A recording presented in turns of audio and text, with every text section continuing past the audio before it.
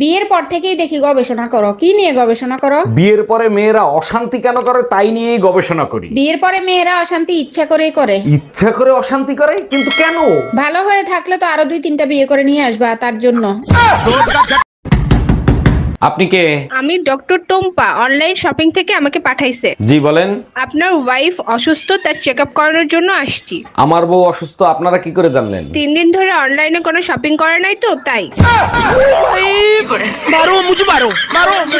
আমি বড় গাদা ছিলাম, নইলে অনলাইনে তোমারে দেখে আমি বিয়ে করতাম। আমি কি তোমার পায়ে ধরছিলাম? তুমি তো বিয়ে করার জন্য পাগল হইছিলা। তখন কি আমি বুঝছি দূর থেকে ইউরিয়া সার ও চিনির মতো দেখতে লাগে?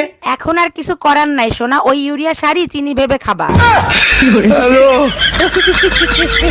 আরে ভাইজান, আপনার নাক মুখ ফুইলে গেছে, কি হইছে? কালকে আপনার তপস্যা ভাবির জন্মদিন ছিল, তার জন্য। ও আচ্ছা, জন্মদিনের কথা মনে ছিল না তাই না? আরে না, কেকের অর্ডার আমি দিছিলাম, শালারে লিখতে বলছিলাম তপস্যা, শালা লিখে দিয়েছে সমস্যা। ভাইয়া একটা কথা বলি। জি বলেন। বলতে খুবই লজ্জা লাগছে, আমি একটা সমস্যায় পড়েছি, একটু হেল্প করবেন? ডাক্তার আর ফার্মেসি ওয়ালাদের কাছে কখনো লজ্জা পেতে হয় না, বলেন। আমার বয়ফ্রেন্ড ডাক্তার, সে আমাকে একটা লাভ লেটার দিছে, হাতের লেখা কিচ্ছু বুঝি না, যদি একটু পড়ে শোনাতেন।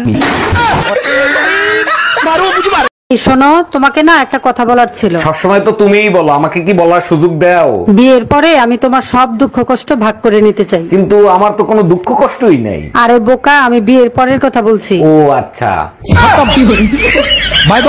অবশেষে মহারানী ফিরলেন। এতক্ষণ লাগে মার্কেট করতে? তোমার জন্যই তো স্যান্ডেল কিনতে কিনতে দেরি হয়ে গেল।